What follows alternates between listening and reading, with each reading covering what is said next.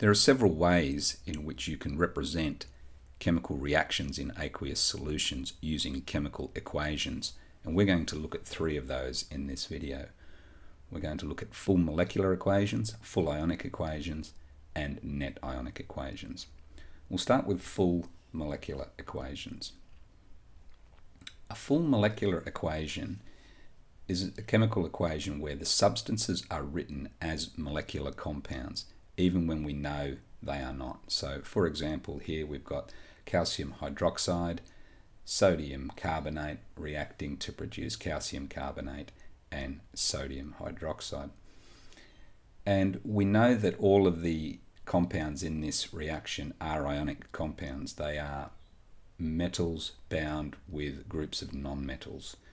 We've got some metal ions in there, and we've got some polyatomic anions as well. We know that they are best represented, particularly the ones with aqueous subscripts, best represented as separate ions.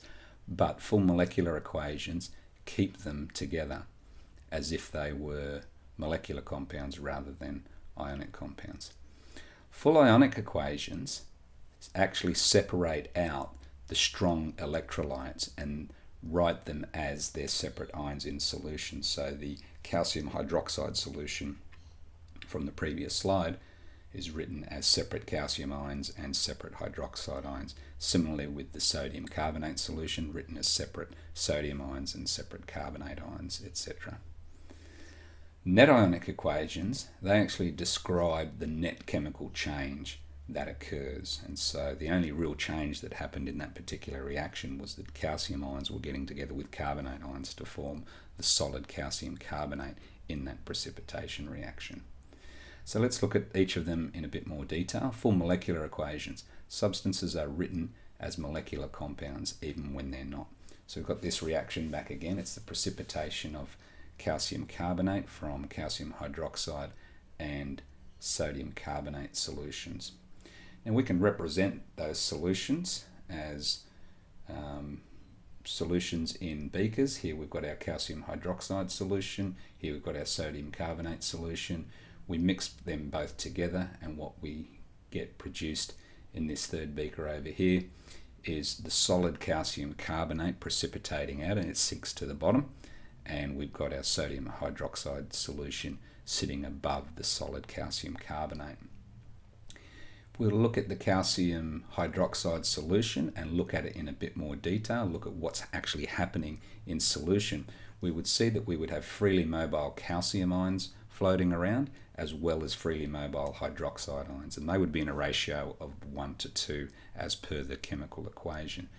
If we were to look at the aqueous sodium carbonate solution and a bit more closely, and we look at what's happening at the atomic level, we would see that there are freely floating sodium ions around and freely floating solvated carbonate ions around as well, and they are in a 2 to 1 ratio as per the chemical formula.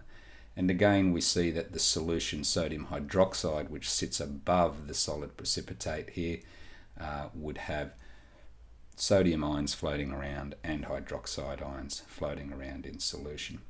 So even though they are ionic in nature, often it's best to represent them as full solutions so that we actually know what solutions are being mixed with what solutions. So we know here we have a calcium hydroxide solution and it's being mixed with a sodium carbonate solution.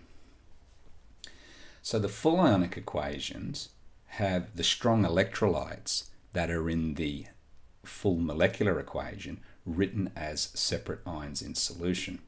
So here we have our same three beakers here. We've got the calcium hydroxide solution, and we know that that is actually better represented as separate calcium 2+ ions and hydroxide ions, and you'll notice that we've got them in a 1 to 2 ratio as per the chemical formula for calcium hydroxide. We take a closer look at the sodium carbonate solution, and we know that it's best represented as freely mobile sodium ions and carbonate ions, and again we've got them in a 2 to 1 ratio 2 sodiums for every 1 carbonate as per the chemical formula. So remember, these are strong electrolytes, and we're writing strong electrolytes as separated individual ions in solution, and we're also taking account of the number of them. Now if we look at the calcium carbonate solid, calcium carbonate is not soluble in solutions. It's not a strong electrolyte, and so we're just going to write calcium carbonate solid as CaCO3 with the subscript S. So we're not separating it into its constituent cations and anions because it is not a strong electrolyte. We're only separating out the strong electrolytes in full ionic equations. And then if we have a closer look at the sodium hydroxide solution, we can see that we've got freely mobile sodium ions and freely mobile hydroxide ions, and we've got 2 of each of them because these are the stoichiometric coefficients being used here to balance the 2 on the left hand side of the equation there as well. So the net ionic equation just shows the net chemical change that occurs. Now here's the full ionic equation written out again, and what we notice about the full ionic equation is that these 2 hydroxide ions here and these 2 hydroxide ions here are identical. The hydroxide ions undergo no physical or chemical change. These 2 sodium ions on the left hand side of the arrow and these 2 on the right hand side of the arrow, they also undergo no physical or chemical change. Any ions that undergo no physical or chemical change in a chemical reaction are known as spectator ions. In effect, the sodium ions and the hydroxide ions are watching the chemical reaction that takes place. They're not taking part in the chemical reaction themselves. They've undergone no physical or chemical change. What we can do with spectator ions is effectively cancel them out. We've got 2 hydroxide ions on this side of the equation, undergone no physical or chemical change, and we've got 2 hydroxide ions there. We've got 2 sodium ions on the left-hand side of the equation and 2 sodium ions on the right-hand side of the equation. So like we can cancel like terms on either side of a mathematical equation, we can do similar things in a chemical equation. We're just cancelling out the ions that have undergone no physical or chemical change. We're cancelling out the spectator ions. And what we're left with is the net ionic equation.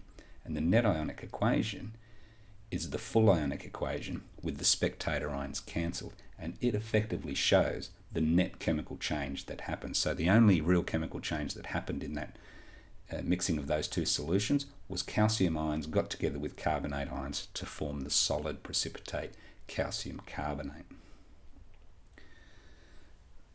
So let's have a look at all 3 at once. Here we've got the full molecular equation showing all the solutions that are involved.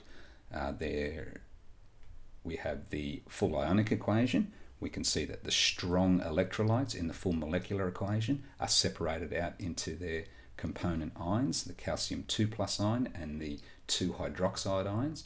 We've got the strong electrolyte sodium carbonate separated out into its 2 constituent ions, and in a 2-to-1 ratio, 2 sodium ions and 1 carbonate ion. We can see that calcium carbonate solid is simply written as calcium carbonate solid in the full ionic equation. It is not a strong electrolyte.